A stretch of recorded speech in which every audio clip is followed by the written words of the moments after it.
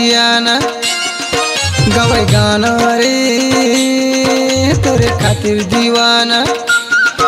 छत्तीसगढ़ के हरो तोरा मैं हसियाना।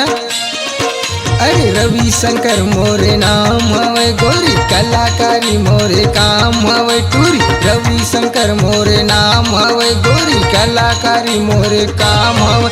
झन सताना रे थोकी तीर मुआना गवे गाना रे तोरे खातिर दीवाना।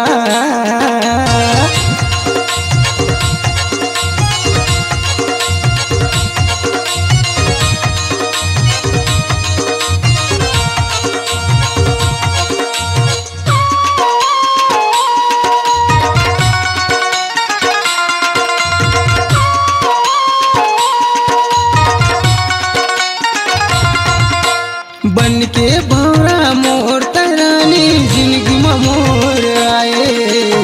मार के नैना बान तरानी हृदय में चोट लगाए।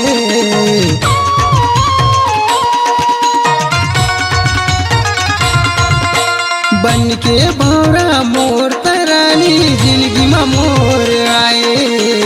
मार के नैना बान तरानी हृदय में चोट लगाए।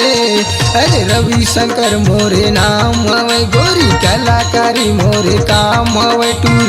रवि शंकर मोरे नाम हवे गोरी कलाकारी मोरे काम हवे। शर्माना रे मोरे भैया माना गवे गाना रे तोरे खातिर दीवाना।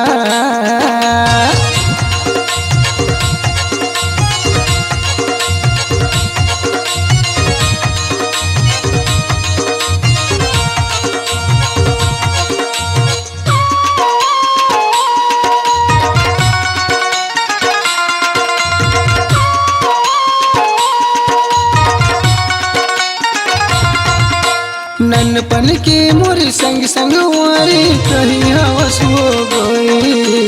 मोर दिल लाता काबू करके कर डारे वो छोरी।